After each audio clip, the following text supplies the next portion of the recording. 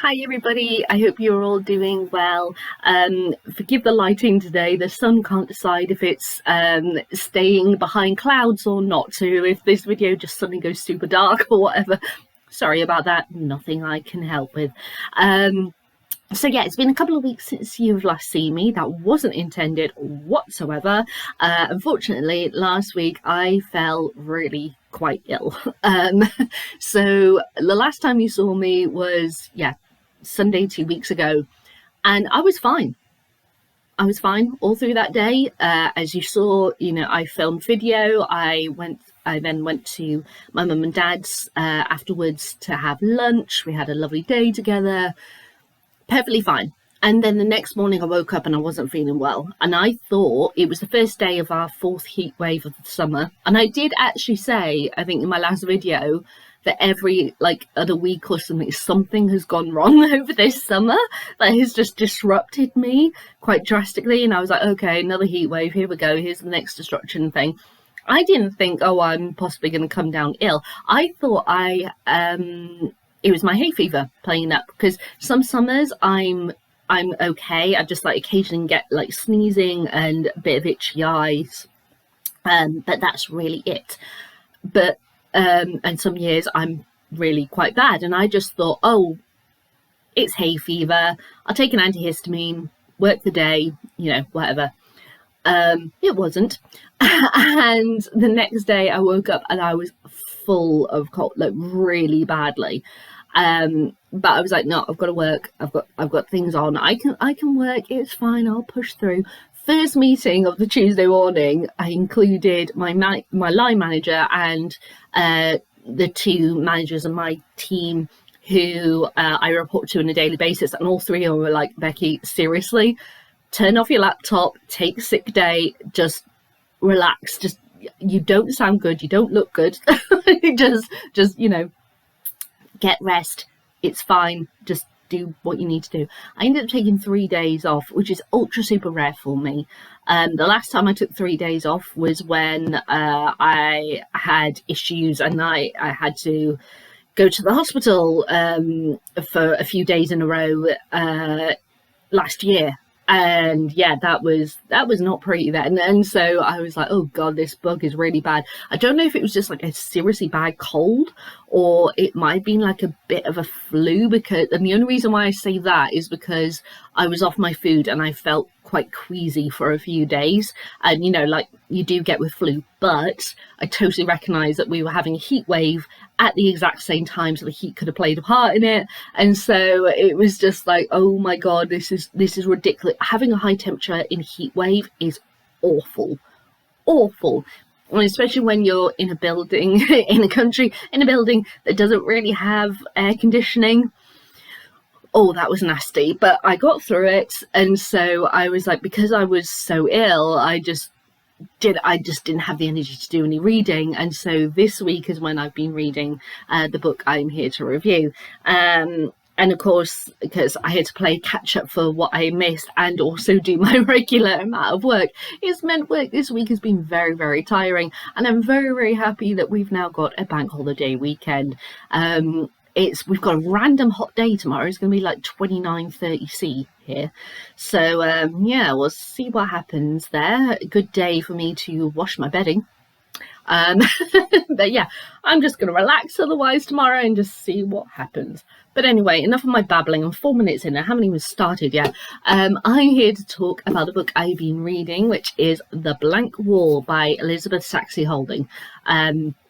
Just so you're aware, this is one of my Persephone books, where Persephone Books is a company that is based in Bath, and they print and publish books by feminist authors that have been lost through time and don't get their books published like they do in mass market publishing bookshops and such, like Waterstones or whatever. You won't necessarily find this book. So that's what they do, and I love the fact that all of their covers are like this. It's grey, it's blank, so you can't judge the book by its cover.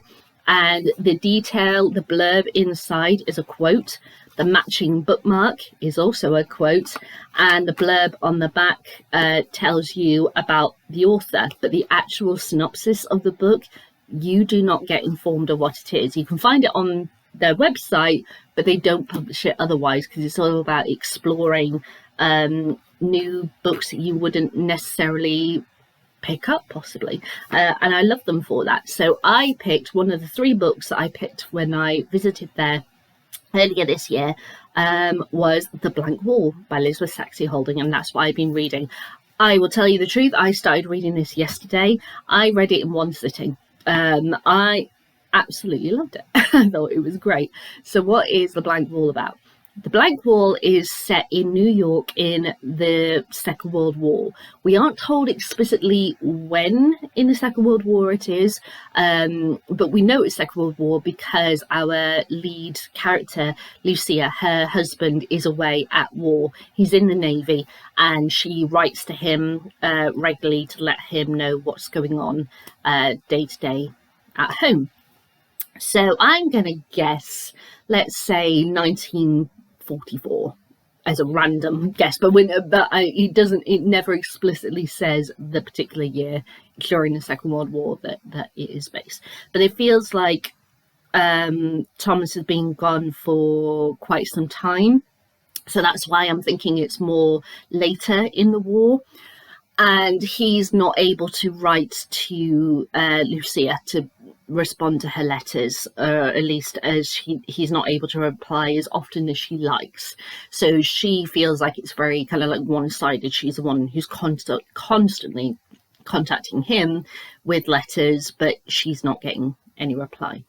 So Lucia lives in New York, and she's quite a wealthy woman. She tells Tom in her letters, "Oh, I met so-and-so at the yacht club, we had lunch together," that kind of thing. So the fact that she keeps referring to these kind of like particular places that she goes to, we can guess she's a woman who's quite high standing and of wealth, but it's never officially said what her wealth actually is. And she lives in New York with her 2 children, David and Beatrice, or B, as she gets referred to in the book, as well as her father. And they have a servant called Sybil.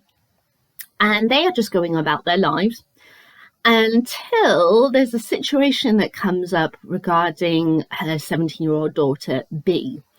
It's believed that she's having this love affair with one of her teachers at school. B is 17, her teacher is 42. He teaches art. And of course, Lucia's like, what the hell? As is Sybil.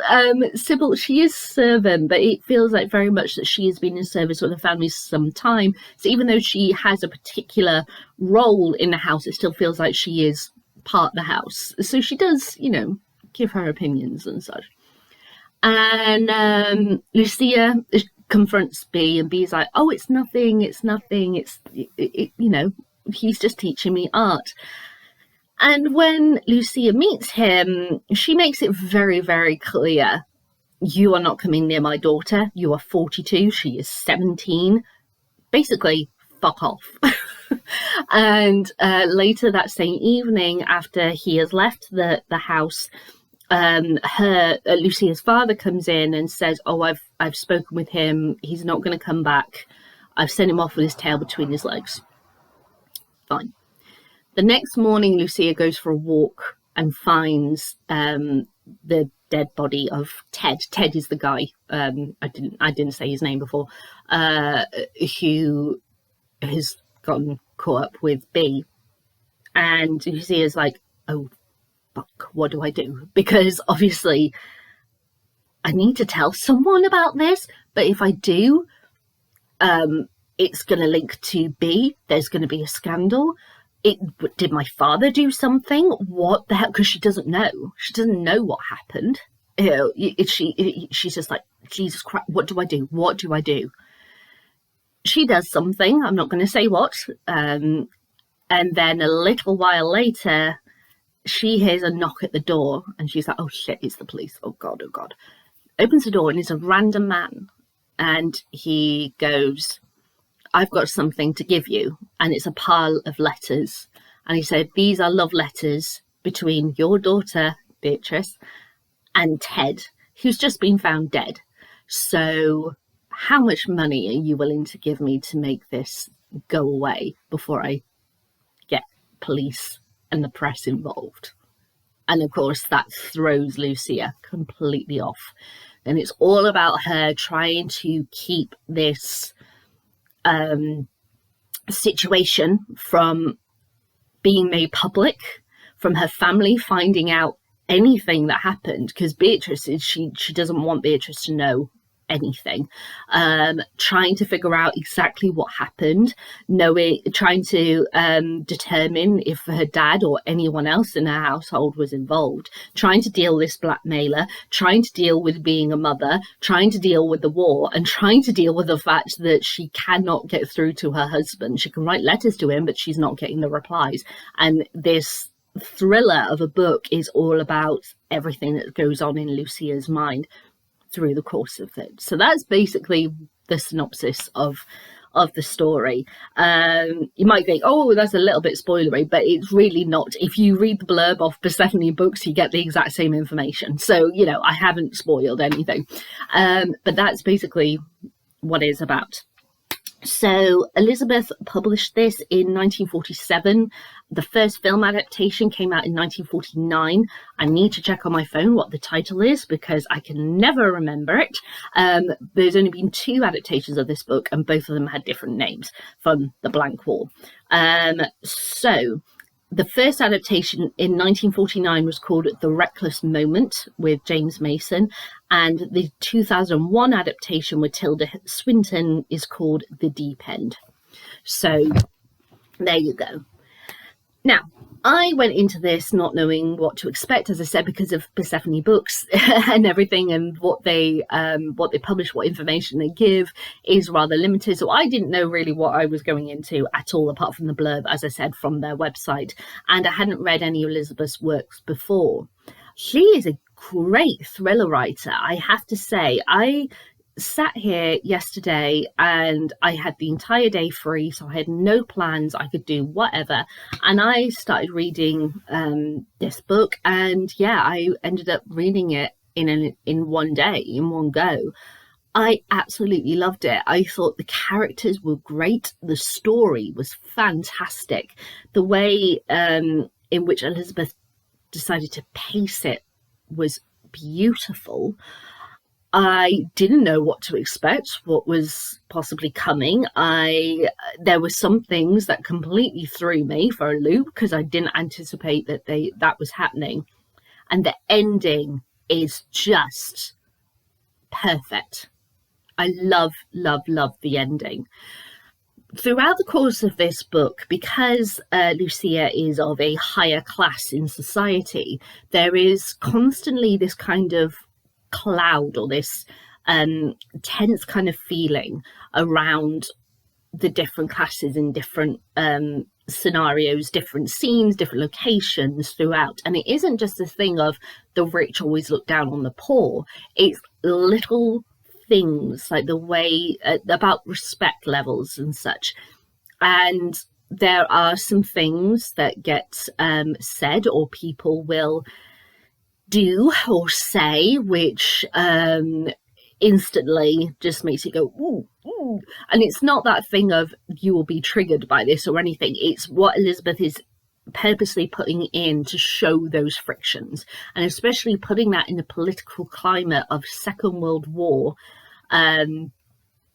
America. I found that really, really intriguing, but it's so interesting. And if you read the book, you know what I mean by this. The particular ending with the final line with the reference to Sybil, it's like there is a whole new layer that has developed, and it's that thing of, in a way, an interpretation of it without revealing what it is, because obviously, you know, spoiler. It's like being whatever level of society that you are, but especially, you know, the higher class kind of looking down, it's very easy to say things which are just ridiculous, making assumptions and just saying stuff without even thinking about what the impact is on another person. And by the end of the book, Sybil and Lucia have this whole new different relationship because of the things that they have learned about each other, but also the things that will never be said. They're being said in the silence, but they never will be said. There's a whole new level of understanding between them.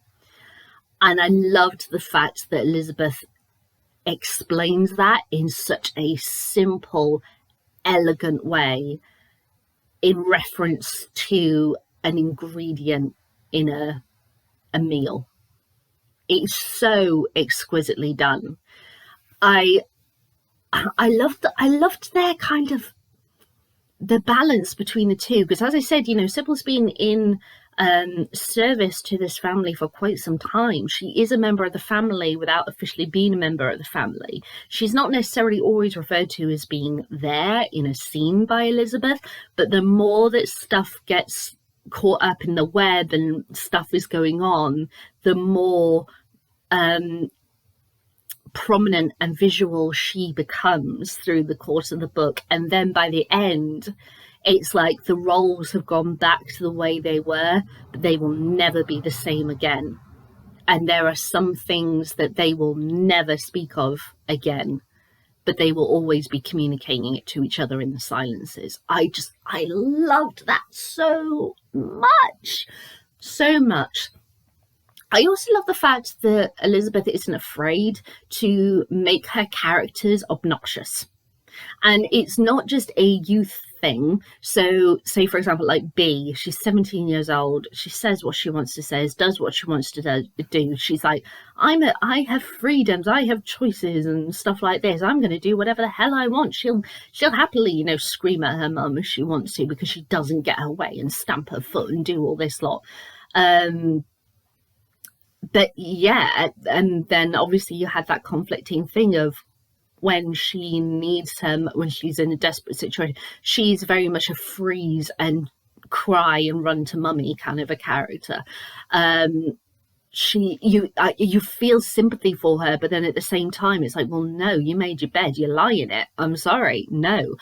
I found David to be so interesting, a teenage son who, he's kind of in a way the balance that is needed, because you've got obviously the granddad of the family, Lucia's father, who's very much my way or highway sort of thing, but we don't know exactly what he's done, and it's a bit of a grey area, like, ooh, can we trust him? Bee is over here doing her own thing, and as I said, getting angry and screaming at her mum, and then running, bawling, crying her eyes out to her whenever she needs it.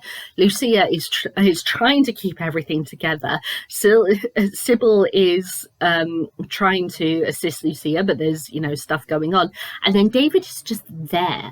He is like the core balance, and the fact that there was a really, really lovely moment in this, I'll give a minor spoiler, but it's not a spoiler for the overall arching story and everything that happened. But there's this moment where he makes Lucia stop in her tracks because he wrote a story, and it just floors her that he is just appeared to have shown this incredible talent for writing that she didn't know existed.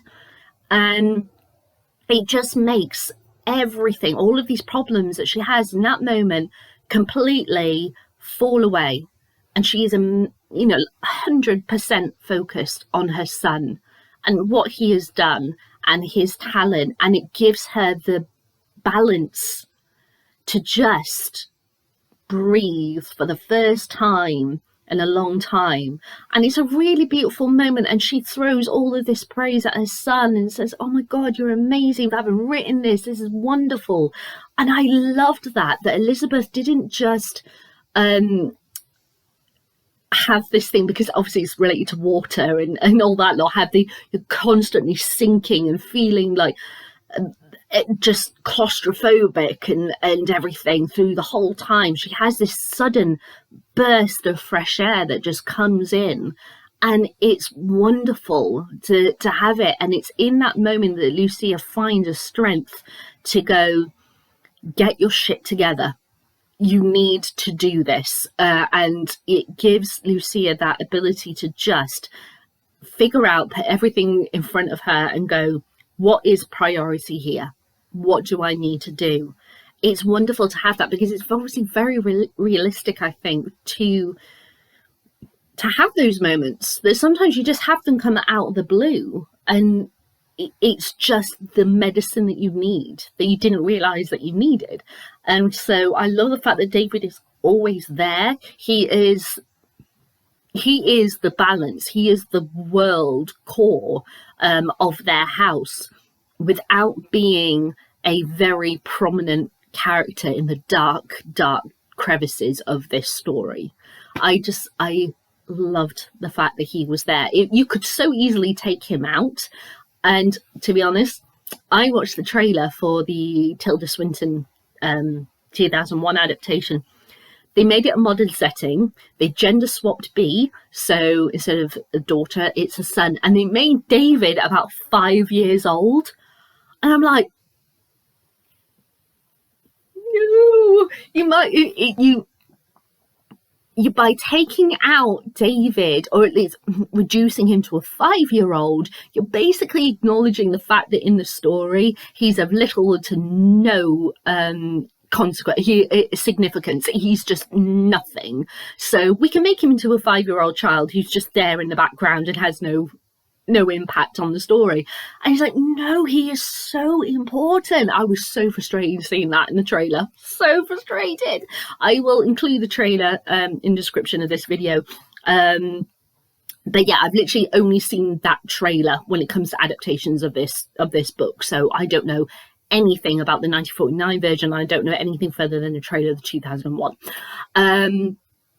But yeah, there is so much tension, and as I said, claustrophobia, and you can almost feel like the water that's engulfing you as you are going through it. And then have this burst that happens, as I said, in the middle with David, but also at the end.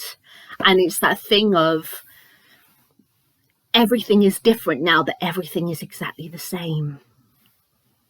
And I don't know what Lucia is going to do going forward at the end of this story. I mean, I know what she's going to do because it is implied, but I don't know how she's going to be day to day. I think what has happened is, as I said, going to live with her forever. Sybil is going to stay by her side for the rest of her life, for sure. There will always be that silent understanding between them, that silent communication about what happened.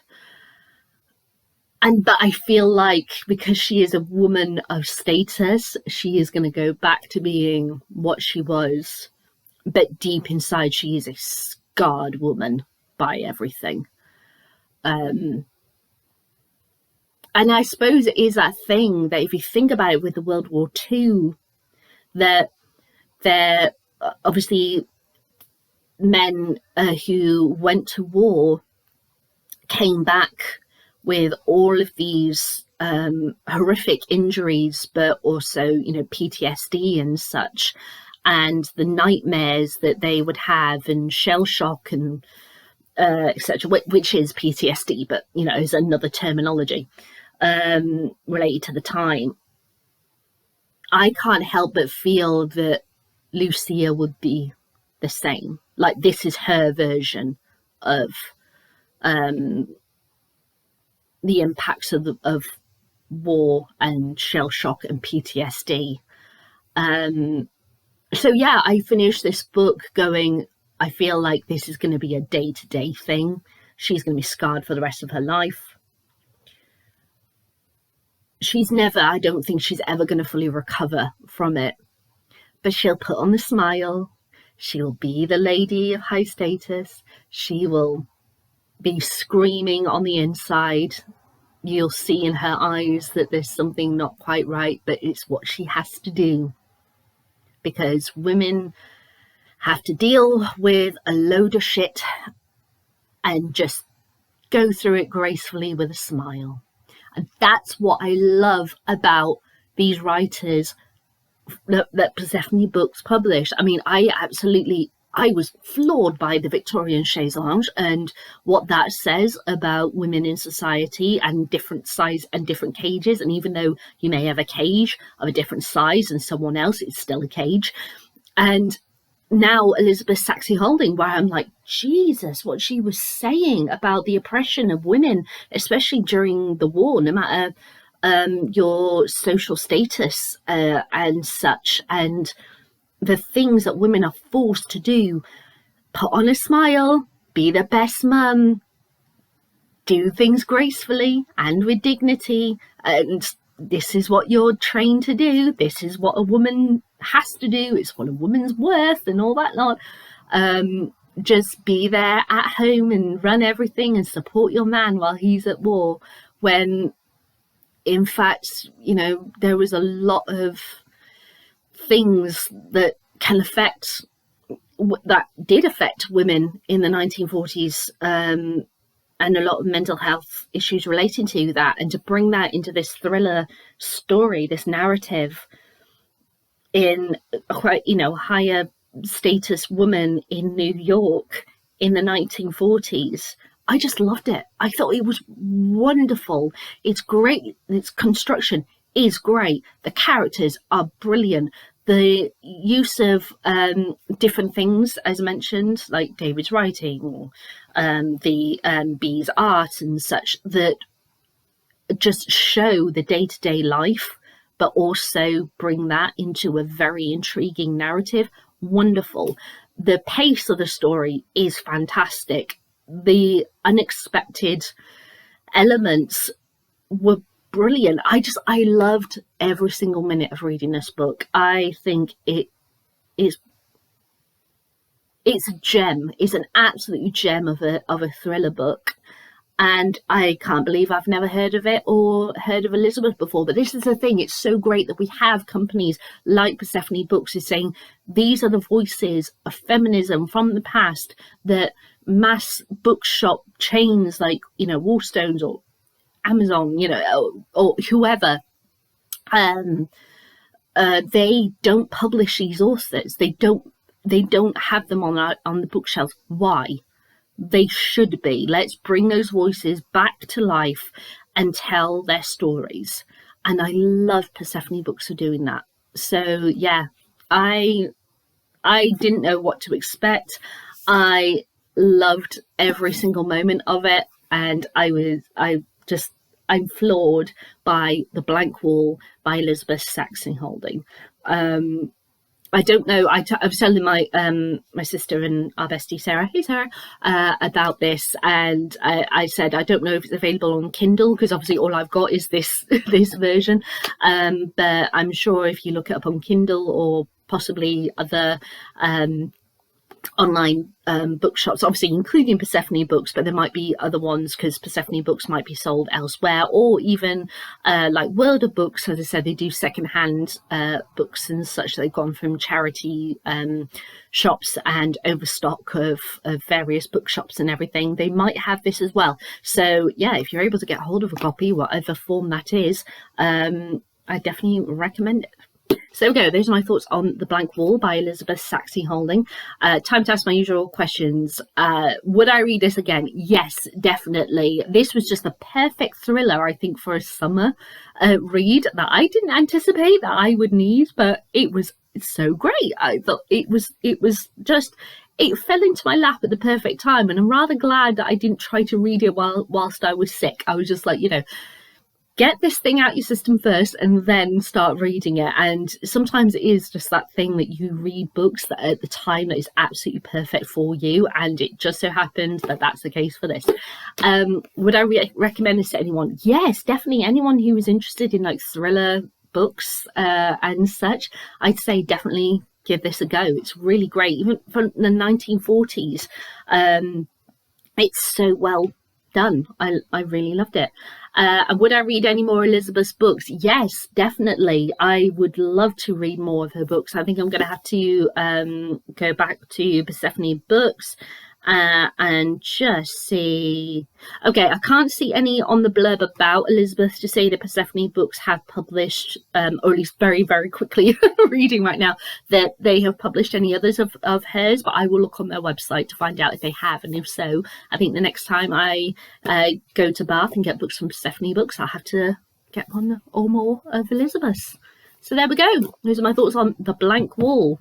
Have you read this book? I'd love to know what you think. Leave me a comment in the comments box below. Give me a thumbs up, thumbs down, type to you at your side.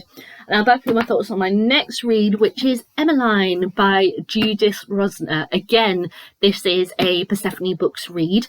Now, my plan is to read this in the coming week. Tomorrow is Bank Holiday Monday, so I got the day free, so I can start kicking off reading this. And then obviously I've got the week. The week after that, so the week of the 1st of September, I've got the week off because it's the release of the next Cormoran Strike book. Yay! Obviously it comes out on the 2nd, which is the Tuesday, so I'm going to do my utmost to get this to the review of this read and the review of this done by this time next week. If I'm not able to, I've got the Monday free, so I will do my utmost then to get it for you by the Monday. But yeah, obviously it's a bit chunkier than than this one, so yeah, I will do my, but I read that in a day, so I will do my absolute utmost to get this to you next weekend, and then of course that means that it's then over to the next strike book, Hallmarked Man. I'm so excited. So yeah, hopefully then you will see me next Sunday, or if not, the Monday, and yeah, and then it's on to Cormoran Strike. So I'll see you then. Bye.